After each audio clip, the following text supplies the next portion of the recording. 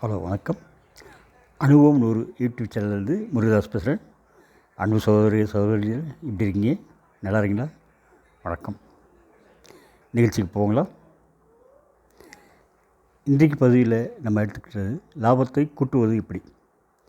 போன பதிவில் ஒரு நட்டமழை மில்லில் லாபத்தை எப்படி இன்க்ரீஸ் பண்ணுறதுன்னு சுருக்கமாக சொல்லியிருந்தேன். இப்போ அதில் ஒரு சில முயற்சிகளை சொல்கிறேன். நான் வேலைக்கு சேர்ந்து ஒரு மாதத்துலேயே ஒரு புது கம்ப்ரஸர் இறங்கிச்சுங்க. நாங்கள் டிஸ்கஸ் பண்ணல, வந்துடுச்சு, புது கம்ப்ரஸர் வந்துடுச்சு. ஆக்சுவலாக அவங்களோட கதையை பார்த்திங்கன்னா, அவர் முதலாளி 3 மாதம் முன்னாடி ஆர்டர் போட்டிருந்தார். அப்புறம் ஆர்டர் போட்டு ஷிப்மெண்ட்டை ஏற்றிட்டாங்க. நடுவில் பார்த்திங்கன்னா கொஞ்சம் மில்லு ப்ராப்ளம் ஆகி மிஷினில் நின்று போச்சு. சரி, இப்போ எதுக்கு புது கம்ப்ரஸர் தேவையில்லை அப்படின்ட்டு அந்த கம்பெனிக்காரர்கிட்ட சொன்னாங்க. இல்லைங்க, ஷிப்மெண்ட் ஆகிடுச்சு, லாரியில் ஏற்றிவிட்டோம், இன்னும் கொஞ்ச நாளில் உங்களுக்கு வந்துடுங்க அப்படின்ட்டாங்க. இப்போ ஒன்றும் பண்ண முடியாது அப்படின்ட்டாங்க. சரி, வந்தால் வரட்டும் அப்படின்ட்டு வந்துடுச்சுங்க. இறக்கி விட்டாச்சு. இறக்கி கமிஷனிங் பண்ணியாச்சு. பண்ணதில் கொஞ்சம் சேவிங் ஆச்சு. பழைய கம்ப்ரஸர் போட்டவர் புது கம்ப்ரஸர் போட்டவர் அதில் டிரைவ் உள்ள கம்ப்ரஸர். அது கம்மியான மிஷின் ஓடி கம்மியான கன்சம்ஷன் ஆச்சுன்னா அந்த மோட்டர் ஸ்பீடு ஆட்டோமேட்டிக்காக கம்மியாயிடும், கம்மியான இபி எடுக்கும். ஓகே, அதெல்லாம் சரி அப்படின்ட்டு அது புது கம்ப்ரஸரில் லைன் கொடுத்துச்சு. அப்படி அது பேக் பண்ணி வந்த மரப்பலகை இருக்கும் இல்லையா, அது நல்லா ஸ்ட்ராங்கான பலகை. ஏன்னா ஹெவி மிஷின், நல்ல ஸ்ட்ராங்கான பலகை. அதெல்லாம் உடச்சி ஒரு ஓரத்தில் குச்சி வச்சுக்கணும். அங்கே உள்ள வாட்ச்மேன்களுக்கு அந்த இது மேலே மரப்பலகை மேலே ஒரு கண் என்னென்ன, அதை உடச்சி வீட்டுக்கு போய் அடுப்பறிக்கலாம் அப்படின்ட்டு. சரி, கொஞ்சம் ஒரு வாரம் 10 நாள் ஆகட்டும், ஒரு முதல்கிட்ட சொல்லி வாங்கிட்டு போகலாம் அப்படின்னு வருது. எனக்கு என்ன ஐடியானா, அந்த மரப்பலகையெல்லாம் வச்சு 4 அடிக்கு 4 இல்லை, உடன் பேலட் பண்ணிக்கிட்டோம்னா, எங்கள்கிட்ட உடன் இது பேலட் மிஷின் இருக்குது, பேலட் ட்ராலி இருக்குது. ஸோ உடன் பேலட் பண்ணிக்கிட்டோம்னா அதில் துணியெல்லாம் அடுக்கி வச்சு அதை அப்படியே கொண்டு போகணும். லோடிங் அன்லோடிங் பாயிண்டில் அருமையான ஒரு ஸ்லோப் கட்டியிருந்தாங்க. லாரி கரெக்டாக வர நிற்க எலக்ட்ரிக்கல் ஹோஸ்டன்ஸு அப்படியே அன்லோட் பண்ணுற ஈஸியாக இருக்கும். அது எனக்கு ஐடியா இருந்தது. அது நான் முதல்கிட்ட கேட்டேன், பெர்மிஷன் கேட்டேன். சார், ஒரு கார்பெண்டர் மட்டும் ஒரு நாள் அனுப்பிவிடுங்க, உடன் பேலட் பண்ணிக்கலாம். பண்ணிக்கிட்டால் நம்ம துணி அடுக்கி வைக்கிறதுக்கும் நல்லாயிருக்கும், துணி டேமேஜ் ஆகாமல் இருக்கும். அதே சமயத்தில் லோடிங் அன்லோடிங் ஏற்றும் போது மொத்தமாக ஒரு 10 பீஸு ஒரு பேலட்டில் பண்ணோம்னா லோடிங் அன்லோடிங் ரொம்ப குறைஞ்சிரும். அதே மாதிரி வெளியிலேருந்து லாரியிலேருந்து யான் வரும்போது இந்த பேலட்டில் வச்சு கொண்டு போனோம்னா ஈஸியாக அழகாக எங்கே இறக்கணுமோ எங்கே இறக்கி விடலாம். நமக்கு லேபர் கம்மியாகும், ஆப்ரேஷன் டைமும் குயிக்காகிடும். அன்லோடிங் டைமில் 4 மணி நேரத்துக்கு 5 நிமிஷத்தில் முடிச்சிடலாம் அப்படின்னு. சரி, பண்ணிங்க சார் அப்படின்ட்டார். சரிட்டு ஒரு கார்பரேட்டர் கூப்பிட்டு என்னுடைய ஐடியாலாம் சொன்னேன். 4க்கு 4 வேணும், எப்படி வேணும், பைலட் வேணும்னு சொன்னேன். அதேமாதிரி ஒரே நாளில் எல்லாம் பண்ணி கொடுத்துரு, இருக்கிற சாமான்லாம் வச்சு பண்ணி கொடுத்தாரு. ஒரு 10 பேலட் நான் ரெடி பண்ணிட்டேன்.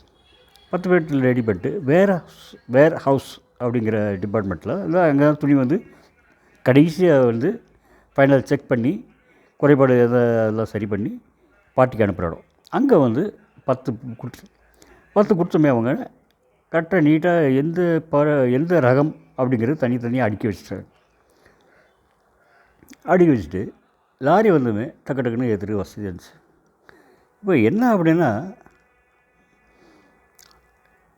அந்த ஒரே ஒரு ஐடியா தான். அந்த ஐடியாவில் 3 பேருக்கு அது ஒரே கல்லில் 3 மாங்காய் அம்மாங்களா, அதில் அந்த மாதிரி என்னென்ன அந்த வேறு டிபார்ட்மெண்ட்டில் வேலை பார்க்குற தொழிலாளிக்கு ஈஸியாகிடுச்சு, வேலை ஈஸியாகிடுச்சு.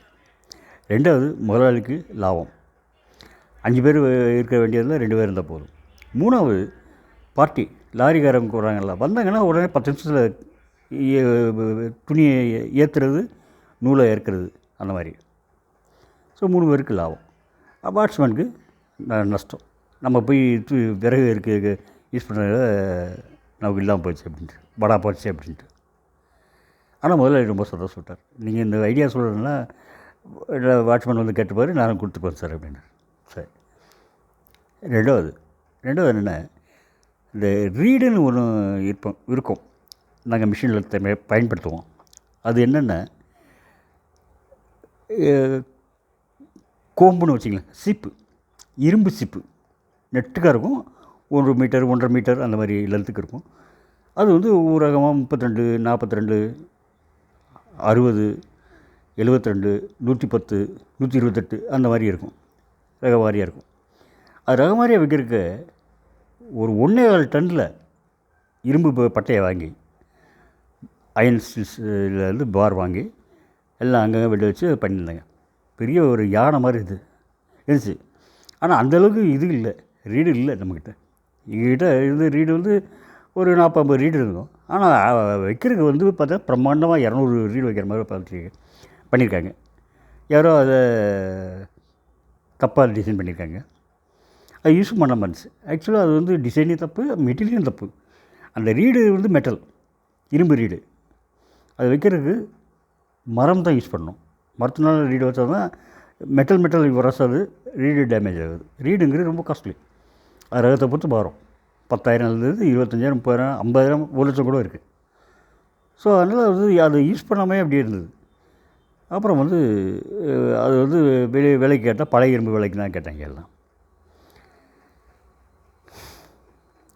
நான் அந்த இதெல்லாம் வெளியெடுத்து நான் நிறைய ஐடியாலாம் பண்ணேன். என்ன இவங்க வீவர் வந்து மிஷின் வந்து ஹைட்டாக இருக்குது, வீவர் வந்து குள்ளமாக இருக்குது.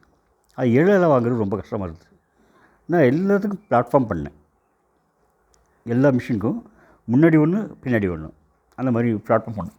பிளாட்ஃபார்ம் மேலே ஏறி அவங்க வேலை பார்க்குற மாதிரி. அப்போ என்னாச்சு, அந்த இவங்களுக்கு மிஷினில் ஆப்ரேட்டர் இருக்கிறவங்களுக்கு ரொம்ப ஈஸியாகிடுச்சு. நல்லா ஈஸி இப்போ இது வேலை பார்த்தாங்க. முதலாளிக்கும் ரொம்ப சந்தோஷம். புதுசாக இரும்பு வாங்கி அது 1.25 டன்னா எவ்வளோ ஆச்சு, 1,00,000 அப்படின்னா 1,4 லட்சம் ரூபா ஆயிடுச்சு. அது 1,4 லட்சம் வாங்கி பெயிண்ட் பண்ணி இது பண்ணி வெல்டு பண்ணி அதை பண்ணுறத விட உள்ள இதை வச்சு மேனேஜ் பண்ணியாச்சு. இது வந்து 2 பண்ணோம். 3வது என்னென்னு, குப்பையில் காசு. என்னென்னா, எங்களுக்கு வந்து பஞ்சு நூல் தான் துணி தயாரிப்போம். அது ஓடிட்டுருக்கு, மிஷின் ஓடிட்டுருக்கும்போது ஏகப்பட்ட பஞ்சு வரும். பஞ்சு போய் அது தறியில் மிஷின் கடியில் போயிடும். அது இது பண்ணுறதுக்காக, கலெக்ட் பண்ணுறதுக்காக என்ன பண்ணியிருப்போம், மிஷின் எரெக்ட் பண்ணும்போதே வந்து பூமியில் ஒரு 4 அடிக்கு டக்ட் ஒன்று தோண்டி, ஒரு 3-4 டக்ட்டு தோண்டி வச்சுருப்போம். அது என்னாகும், அந்த பஞ்சு வந்து அந்த டக்ட்டுக்குள்ளே போயிடும். டக்ட்டில் போயிட்டு அங்கே பின்னாடி வந்து எக்ஸாஸ்ட் ஃபேன்னு இருக்கும். அது வேகமாக சுற்றினோம்னா அந்த பஞ்செல்லாம் போய் ஒரு இடத்துல போய் கலெக்ட் ஆகும். இது சிஸ்டம். ஆனால் நிறைய பேர் எக்ஸாஸ்ட்டு இப்போ ஃபேன் யூஸ் பண்ணுறதில்ல. ஏன்னா கரண்ட்டு பில்லு கூடிடுச்சுன்ட்டு யூஸ் பண்ணுறதில்ல. நீ படிச்சிருக்கேன். அது என்ன பண்ணுவாங்கன்னா, அந்த பஞ்செல்லாம் ஒரு நாளைக்கு இல்லை 10 நாளைக்கு ஒரு மாதம் கீழே உள்ள இறங்கி டக்ட்டில் இறங்கி எல்லாத்தையும் மூட அழுவாங்க. ஒரு 20-25 மூலம் வரும். அப்படியே கொண்டு போய் இருக்கிற இடத்துல போட்டுருவாங்க. ஏன்னா அதை யூஸ் பண்ண மாட்டாங்க. எனக்கு என்னமோ ஒரு இடத்துல அந்த கான்ட்ராக்ட் கிடச்சிது. அந்த பஞ்சு மூட்டையை எடுத்து போய் ஆள் இருக்குது அப்படின்ட்டு. சரி அப்படின்ட்டு அது யாராக இருக்காங்கன்னு பார்த்தேன். அது ஆள் கண்டுபிடிச்சி அவன் கூப்பிட்டு இருந்தேன். அது கிலோ 10 ரூபா. சரி, கிலோ வந்து 50 பைசாங்க. கிலோ 50 பைசா. ஒரு மூடையில் வந்து 25 கிலோ வச்சோம்னா 12 ரூபா கிடைக்கும். அந்த துணியை கொண்டு போய் விற்றோம்னா 27 ரூபா கிடைக்கும், அந்த பஞ்சு இருக்கிற துணி. ஆனால் எங்களுக்கு வந்து டிபார்ட்மெண்ட் காலியாகணுமே, நல்லா நீட்டாக இருக்கணுமே, என்ன பண்ணுறது, அது கொண்டு போய் இருக்க இடம் இல்லை.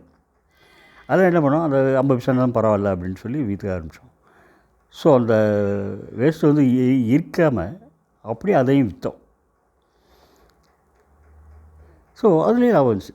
லாபம் வந்து திடீர்னு ஒரே நாளில் வந்துடுறாங்க. சுமந்திர காளி அப்படின்ற லாபம் வந்து நிற்காது. ஒரு பானை இருக்குது, பானையில் தண்ணி ஊற்றுறீங்க, ஒரு ஓட்டை இருக்குது, 2 ஓட்டை இருக்குது, 50 ஓட்டை இருக்குதுன்னு வச்சுக்கோங்க. தண்ணி ஊற்றினா உடனே காலியாயிடும். நீங்கள் வந்து ஒவ்வொரு ஓட்டையாக அடைச்சிட்டு வந்தீங்கன்னா என்னாகும், தண்ணி நிற்கும். நாங்கள் இப்போ பண்ணது வந்து அந்த ஓட்டையை கண்டுபிடிச்சி அடைக்கிறது, அதுதான் கொஞ்சம் கொஞ்சமாக லாபம் தங்க ஆரம்பிச்சுங்க. இது வந்து அடுத்த பதிவில் பார்ப்போம். நன்றி, வணக்கம்.